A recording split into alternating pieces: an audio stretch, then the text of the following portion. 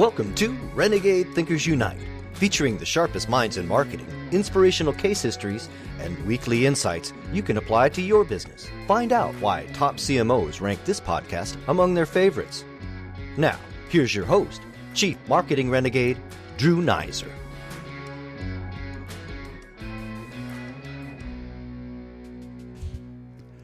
Hello, Renegade Thinkers. And I'm going to tell you a quick story, which isn't quick, and it might not even be funny, but it's my show, so there you go. So we're driving in Paris, outside of Paris, we'd rented a car, and we're racing through the Loire Valley, and we stop at chateaus. It's a wonderful experience. About an hour before we're supposed to be at this Michelin star restaurant, a blinking light comes on and it says 80 blue, and we're curious because we're going, okay, I don't know what this is, but if it had AD in it, we think, oh, well, it's an ad for blue of some kind, whatever that is. So we ignore it. Well, about 20 minutes into that, it starts to flash kind of violently and makes noises. So go, okay, we better look this up because it says démarrage impossible. Now, we know that impossible means impossible, and we don't immediately actually look it up. We are not the cleverest folks, I guess. So we're about now 15 minutes away. We've been told, don't be late. It's a Michelin star restaurant. You don't want to keep those people waiting. You might not get your table. So we see the gas station, we read what 80 blue is. It's an additive for diesel fuel, and you're supposed to have it in there to keep the fuel cleaner. Okay. And it says démarrage impossible, which means restart impossible, which is kind of a nervous thing, but we say, all right, we're going to get to the restaurant. I'm sure it'll be okay. So we park the car, and just to be sure, I stop it, and then I restart it. Everything's good. We go, oh, we don't have to worry about that thing. We go off to the restaurant. We have a beautiful dinner, very fancy, very shishi. We come back, go to start the car. Wouldn't start. Call Eurocar. Eurocar says, don't worry, we'll send a mechanic. I said, will he speak English? He said, of course, we have French people. We all speak English. So half an hour goes by, the mechanic doesn't show up. We call him back. An hour goes by, the mechanic does show up. Does he speak English? Not a single word. So we say, okay, no problem. We had prepared with Google Translate, and we start to talk to him about it. And he says, démarrage impossible. So there we are. We're going, okay, we know that. He said, do you have any 80 blue? He says, no. So we call Eurocar back. At that point, Eurocar's staff, because it's about 11:30 at night, they had no one who spoke English, not a single person. And that's when the fun began, because now we're talking to our phone in English. It translates it to French. The mechanic speaks to Eurocar in French. He speaks back into it to us. And everything kind of works out. And the most fun of this was that it's sort of one of those lemons to lemonade thing. He hangs up the phone with Eurocar. He tells us through the app that a cab is going to come and pick us up. We go, great. And he stays with us. And we talk for a half an hour about his family, about where he lives, about his life. Using the app? Using the app. It was an incredible, incredible experience. So I share that story because, one, sometimes you can make lemons out of lemonade. Two, this is an episode about translations and the importance of that. And three, there's a little bit of storytelling going on. So with that long-winded intro, I want to introduce my guest, Jack Welde, who is the founder and CEO of Smartling. Jack, welcome to the show. Thank you. And Adrian Cohn, who works for Smartling in charge of brand and strategy. I think is a good place to do it. Welcome to the show. Thank you for having us. So first of all, Jack and I met, 12 years ago. And anyway, 2 years later, you founded Smartling. And I always like when you meet a founder of something 10 years later, you can sort of think back on it. And when you started the company, first of all, what was it that you were hoping? Where'd you see the opportunity? Yeah, I think about 10 years ago, it was an exciting time because mobile was just getting started. People were just first starting to carry around a computer in their pocket, and companies were producing different products and services that immediately had global appeal. They didn't need to be locked up in an English-speaking, US-centric, sort of delivery system. And so I think the thinking was that translation of large products, software products, websites, digital marketing was still really, really hard, and that a company that could make that easy for people could be a big opportunity. As more and more people have an expectation to be able to communicate with companies in their native language, that this could be a really big opportunity. Okay. So one of the things that's really interesting about your background is that you spent 9 years in the Air Force and went from pilot to a commander. I'm wondering how your experience in the Air Force shaped your approach to leadership. Yeah, that definitely had an impact. So first of all, I grew up in a military family, and so I had experience with that for the entire time all the way through college, and then went into service myself. And you're right. I mean, this is a more than 200-year-old institution of the the military in the United States. So there's a lot of very specific core values, and there's a constant emphasis on leadership. And so, it's hard to leave that kind of environment and not take some of those things with you. And I would say that, out of our 5 core values in Smartling, I won't bore you with all 5 of them, but I would say that the first one, which is, good today, perfect tomorrow, is a military principle of a good plan today is better than a perfect plan tomorrow. Go out and execute. You're not going to have all the information. You need to be comfortable operating with imperfect information. And in an entrepreneurial environment, get your product to market when it's crossed the threshold of good enough, but not perfect, because it's never going to be perfect, and start to get feedback from that market and then rapidly iterate. And I think the 5th one is also telling, which is take care of our people. The military can't operate without people. Businesses can't operate without people.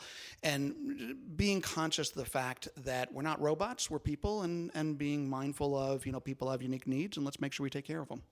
Yeah, those are certainly those are great and universal characteristics. Well, I know you weren't in the military, Adrian, but I'm wondering if you had an experience that was sort of really important to your perspective as you approach the world of marketing. Well, I've had a number of different experiences, but one that's, I guess, closely related to military service is volunteerism. And I was in the AmeriCorps program in 2011, I believe. I was stationed in New Orleans, and I was rebuilding homes that were destroyed by Katrina.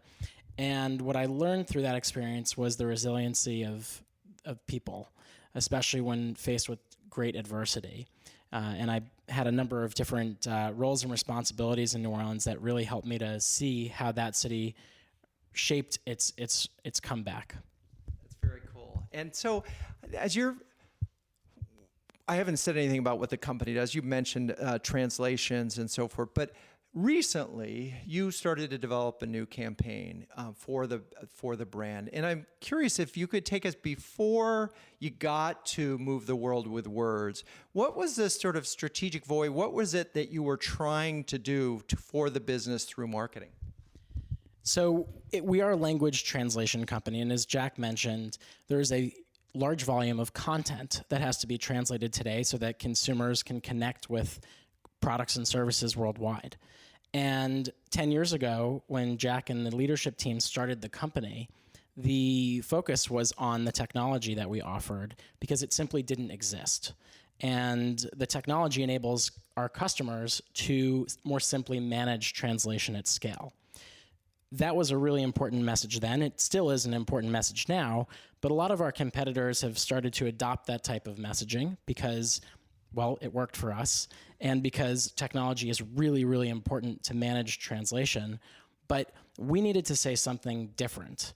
And so we started to look at a different side of our business, which is the language translation side, the actual professional translation side. And we saw an opportunity to tell a story about the people who actually fulfill the services as a way of telling the story of Smartling as a global company that's trying to help people connect with their consumers. And I think that's so interesting because this is a sort of an inflection point for software businesses in particular, where they sort of realize, oh, other competitors have come in and they're pretty much matching us from a feature to feature standpoint. So we need something that will differentiate us, and often it comes back to why. But one of the things that I know about this is that you can't get there without a CEO who sort of has some courage or will say, oh, we don't have to talk about the speeds and feeds anymore. We can talk about something bigger. So what made you believe that this kind of approach might work, Jack? Yeah, I do think that you're right that there's anytime there is a successful software company, then other people are going to show up to market. And what's interesting about the translation industry in general is that the translators are often invisible. They are often behind the scenes. You might say, I need to translate a lot of content, so I'll hire a translation agency. They might outsource it to a smaller translation agency, and eventually it might get to the translators. But the end buyer typically doesn't know who the translators are. Some of that's by design. The typical translation agency business model is, hey, we're marking up these translations, and we don't necessarily want you to be able to go direct or to understand who all the folks are that are there. And so just as you alluded to, at the beginning of the year, I said to Adrian and the marketing department, I said, I feel like we have spent a lot of years really focusing on the software and technical aspects, the bits, the bytes, the features, the uptime, the scalability, all these other details of this. But let's not forget that what are we in business to do? We're trying to help companies to reach people around the world. It's very human. It's a communication process. I would argue that it is, in a world of marketing personalization, that translation is the most basic form of translation. Long before it's what else did I buy and what might my intentions be, speak my language if you want to reach me. And so I said, hey, there's got to be a way to tell a story like this that perhaps allows our translators and our buyers to connect more and just really remember sort of that balance between art and science, and remember not just the technology, but also the humanity. Yeah, I think that's a great place for us to stop it and take a break. I'm just want to emphasize as we wrap up this part that no matter what business you're in, we are really ultimately talking about some kind of human interaction. And it's just amazing that it comes down to that. And sometimes I think you can, at certain points in your organization, you can get a competitive advantage just by having a better price or some kind of feature that's really ahead of its time. But then people catch up, and then it really comes down to what's your strategy, what's your business idea that transcends just the features in the box. So with that, we're going to take a break, and we'll be right back. Did you know that Renegade Thinkers Unite was ranked number 2 of the top 10 podcasts for CMOs by Crackerjack Marketing? Wow, we're really honored. Now, we couldn't do that without amazing guests, and we've had some amazing CMOs on this show, and also terrific listeners like you all. If you like what we do here, please subscribe on your favorite podcast player. That way, you'll never miss an episode. Also, as a special thanks, I'd like to send you a free ebook on Renegade Thinkers. Now, for that, just email drew@renegade.com. Now let's get back to the show. All right, here we are with part 2, take 4. We are still talking about an amazing campaign that I think is worth breaking down. So you had the idea for the campaign of bringing these translators to life, and talk a little bit about the logistics of this book and the exercise of photographing these photographers and so forth. So the campaign Move the World with Words started with the idea that if we were to reveal the human side of translation, the people who actually fulfill the work for our customers, then we could reframe the way that the industry thinks about localization. We can also change the narrative on how consumers think about Smartling, because they had known us for so many years as a technology company.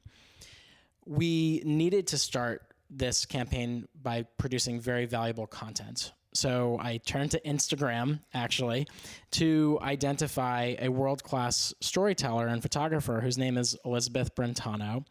And she does a lot of work with animal conservation and environmentalism, and I've always been drawn to her ability to tell stories in compelling ways. So I emailed her. I actually sent her a 1-sentence email, and I was like, hey, I'm trying to figure out how to change the world with words. Will you join me? And within 24 hours, she replied saying, I'm interested. And within 24 hours of that, we were on a Zoom call talking about how she can go on a worldwide trip to meet our translators and to get to know them so that we can together share their stories with the market. Well, I love that email headline because it's pretty compelling. And just a note, if you're going after a photographer, a compelling headline will do the trick. So you decide you hire this photographer. She goes out for 5 weeks, 6 weeks around the world shooting all these individuals. Gig, right? Yeah, oh my God, that's a gig I want. If only I were a better photographer. Now, the question I have is, this thing is starting to come together. Where in your head, as the CEO of the organization, did you think the ROI might come from, or how are you sort of rationalizing this program? Yeah, I think that's a great question, and we've got to always be thoughtful about where we're spending money, how we're spending money. Is there an ROI associated with this? And we do marketing for a variety of reasons, but a big part of it, of course, is to attract new customers and to retain customers and so on. And so, when the marketing team pitched me on this, sure, I had a moment of like, what kind of boondoggle is this exactly? And how do I get involved in this? In all seriousness, I think this is something where we had a better chance to tell the story. And, again, the nature of sort of the translation world is that you might buy from a translation agency and they might outsource it to a smaller translation agency. And then eventually it gets to the translator who's working out of his or her home. How do you find a better way to tell that story about the translator? And so we're always looking for ways to hopefully get some business, drive some business from that. I'm confident that we will see an ROI out of this, because I think the fact that we can tell the story and say, these are the translators that are doing your work. These are the folks that understand your brand. They know your key terminology. They know the story you're trying to tell. They know what it means to connect with people in their particular country or particular language. I think that's going to resonate with our particular buyers. Now, we wanted it to be genuine. We wanted it to be something that was beautiful. But of course, we're a business. We want to make sure that it's something that is going to produce good results for the business. So, okay. It was a leap of faith, basically. So, got it. No problem. I think you need a CEO who has a leap of faith with a program like this, because you can't test an idea like this. You got to go out and you got to shoot it and you got to make it happen. And I'm curious, Adrian, as you were, had you ever done a book before in your career? I mean, this is a pretty intense. Let's just show the book for the viewers in the video. It's called Move the World with Words. It's a beautiful picture book for most of you who are listening to this via the podcast, and it's just stunning photography. And I will say, I'll encourage all of you to go to smartling.com and check out the photos. They're down at the bottom, and you'll see that they're like a road trip. They are really like going, and you really get a sense of these individuals' lives. Anyway, talk a little bit about the logistical challenges of just getting a program like this together. Yeah, well, we didn't have a calculation as to whether or not this program would work, but we did have affirmation from customers who had continuously told us about how important the translators were to them. So this leap of faith was rooted in our customers and their feedback. And when we went to produce this, it was extremely challenging. It was we had to send Elizabeth to 12 or maybe 11 destinations around the world. So there were dozens of flights booked, at least a dozen hotel rooms. Very complicated to do.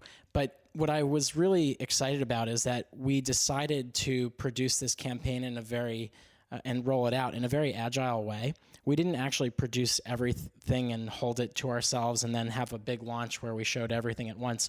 As soon as we started getting images from Elizabeth, we started dripping it across our social media. We started incorporating it in our presentations around the world. And it was a very different way of unveiling a brand marketing campaign. And every single time we dripped something new, we got great feedback. That is really interesting. So teasing it, and it's funny, I had a conversation earlier today that with a CMO that sometimes it isn't about the big launch. It is about sort of building momentum in making this idea real. And so each set of photographs essentially made the idea real because it got you closer to the individuals who are doing these translations. Okay. So you get the book, and you figure out how to get it done. You hire some editors, and you actually produce these things, and they're beautiful. How did you eventually, once the book was ready, how did you market it? Well, there were a few things that we had to do, and I think, Jack, you may want to speak a little bit to how we engaged our employee base, but we started to organize a number of different digital and live opportunities to unveil the campaign. On our website, we have web pages that are dedicated to this. Smartling.com/translators will unveil profiles on each of our linguists, and we also started to produce 2 events, one in London and one in New York, where we used the book as an anchor to talk about translation outcomes, but we used all of the content throughout those days to help our customers improve the way they translate. So it was a really awesome way to sort of celebrate the work of translators, but also be quite active in helping the marketplace advance their own practices.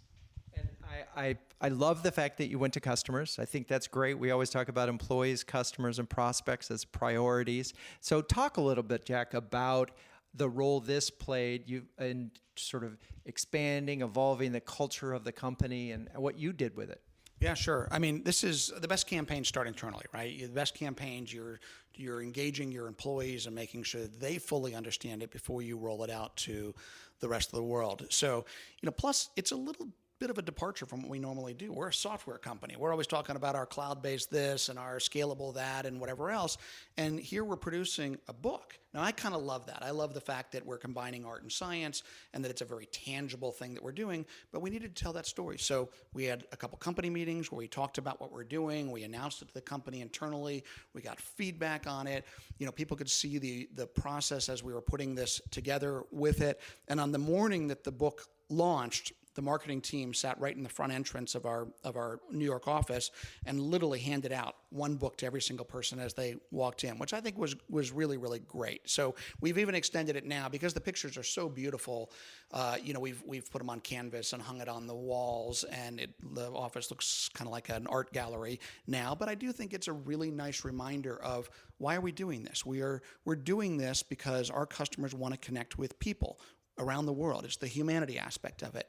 And let's not forget the why that we exist as a company. It's about connecting people. And I think these pictures that are on our walls of all of our different global offices is a really nice reminder of that. Yeah, I would love to be in that office. And by the way, I'm still waiting for my invitation to the London event, but that's okay. Now, seriously, there's a lot of goodness in this campaign. How do you see expanding it to prospects and using it to sort of help you drive business development?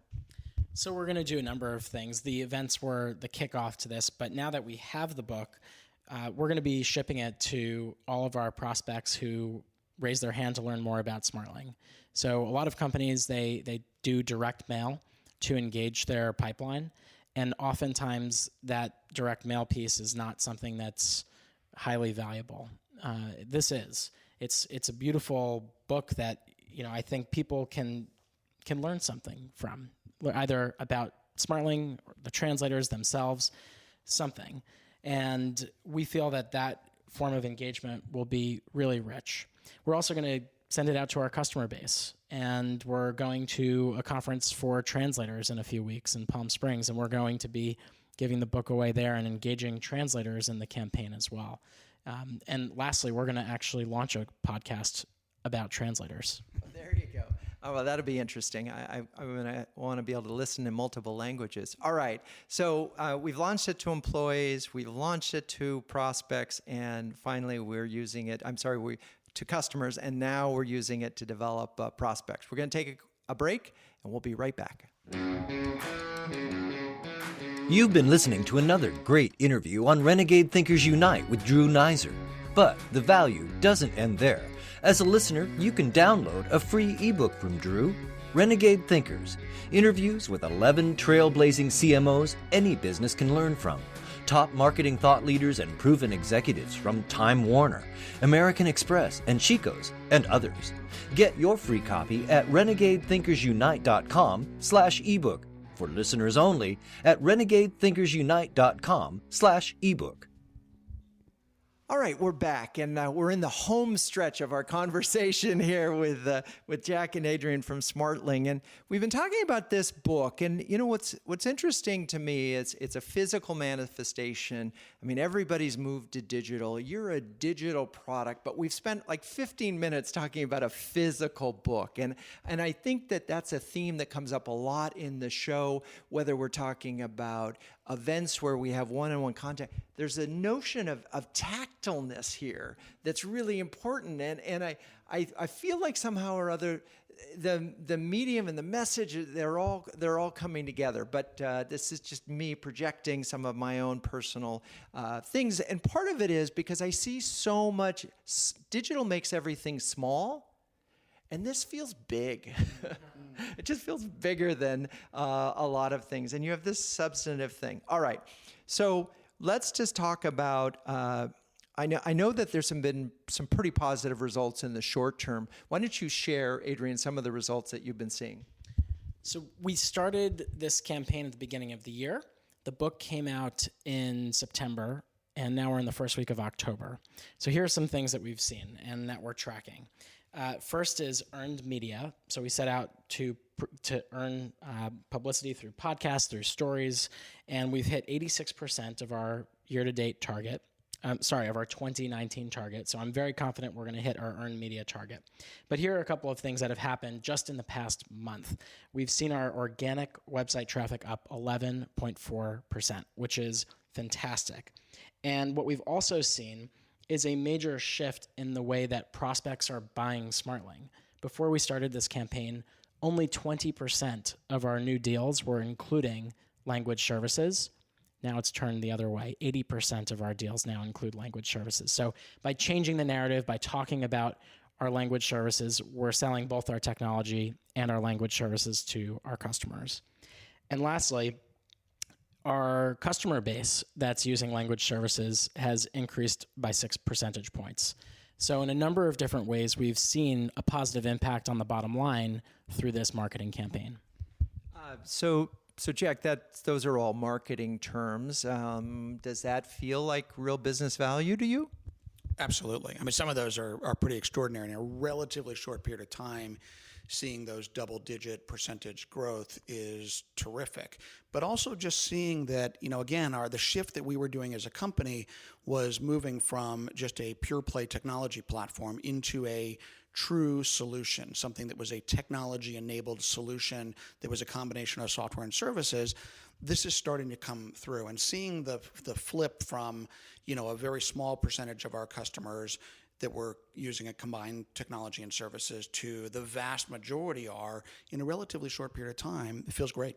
Yeah, I think that's really powerful. And one of the reasons that we emphasize going to customers with your news story before you go to prospects is if they believe it and if they start to act on it, you're going to have a successful program. If they don't believe it, there's really not much of a chance. So while I have the microphone, I think I'm going to give you one of the reasons why I wanted to share this campaign for you. You all are familiar, or the longtime listeners are, with the CATS notion of the 4 traits of successful marketers. The first being courage, second artful, the third thoughtful, and the fourth scientific. And I can play this thing out. The first part is courage. You had to have the courage here to say, we're going to step away from speeds and feeds, and we're going to talk about an idea. We're going to talk about this idea of move the world with words, which I would argue is quite profound today. Just the notion of moving the world, period, but move the world with words. So courageous, that, and because we have the CEO here, that no CMO can be courageous without a CEO standing right behind them. So check and check. Then let's move to artful. Well, there were so many elements of this program that were artful. Obviously, it's a beautifully produced book, but also in the way that you communicated it internally, the way it became part of the office environment. What a terrific opportunity.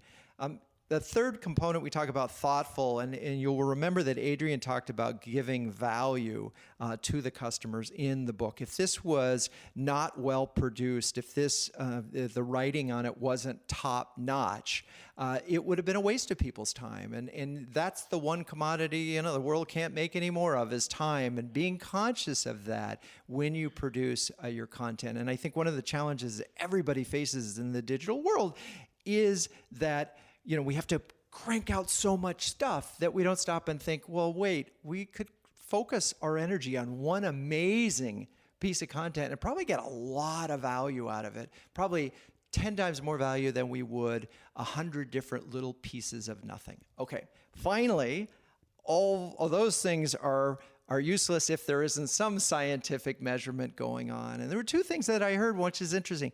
You got the idea for this from your customers, which is, again, really smart use of research. And then you're measuring it, tracking it in a number of key ways. Okay, with that, I'm curious what your big lessons learned. Let's start with you, Adrian, and what you think you learned from this program that other marketers could benefit from. I'm still learning because we're in the process of rolling it out now. But I think that there are a couple of things.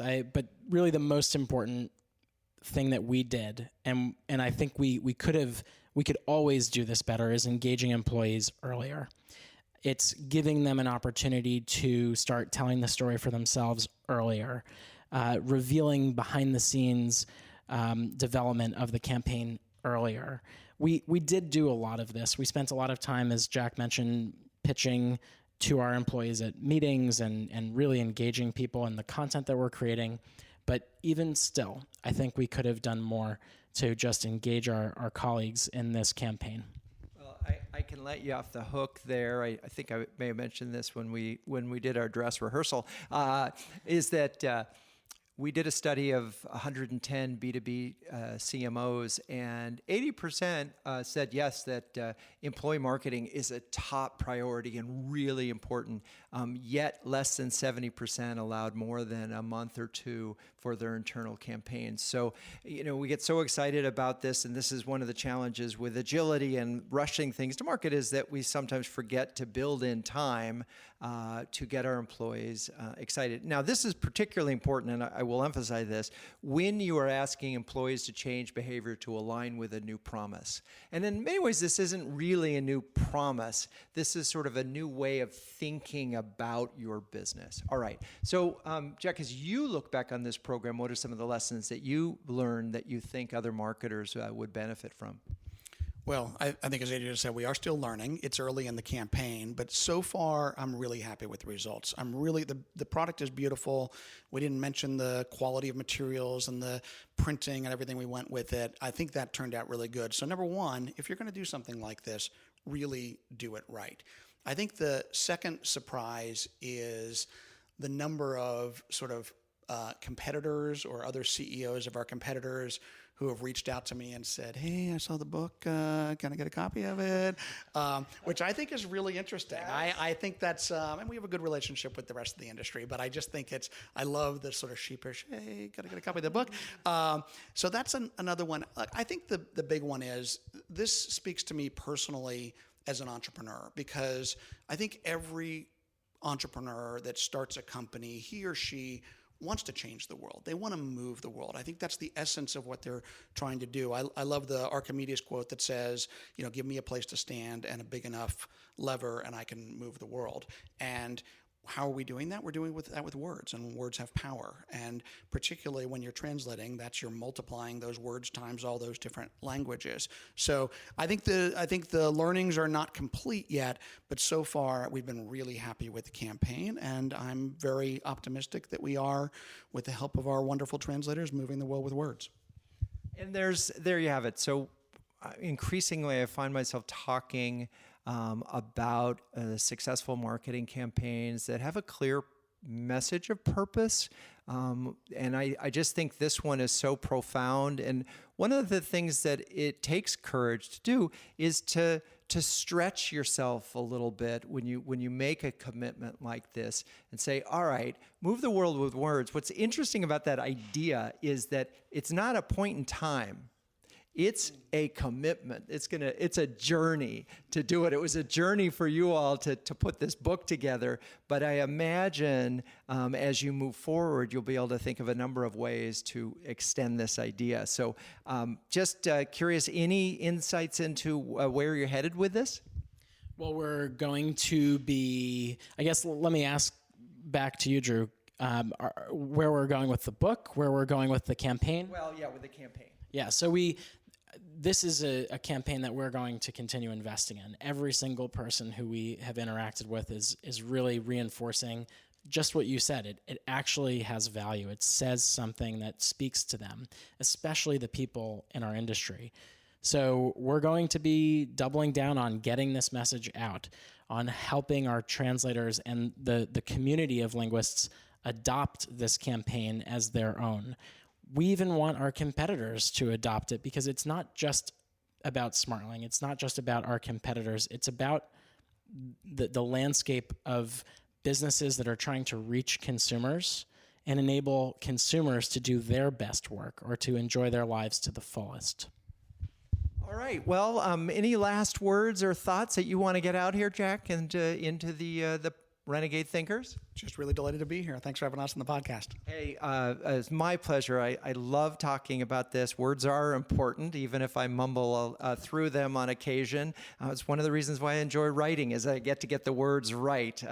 Anyway, to all of your listeners, I hope you move the world with words today. Maybe you'll come up with just the right word in the right situation. That takes practice, and you got to go for it. Anyway, let's see.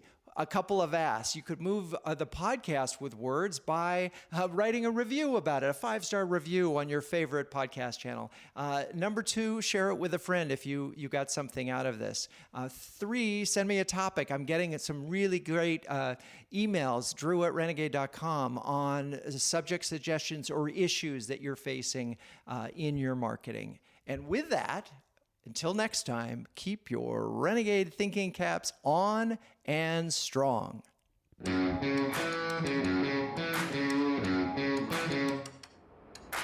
This has been Renegade Thinkers Unite, but it doesn't end there. Just go to renegadethinkersunite.com for more and subscribe to the show. That way, you'll never miss an episode.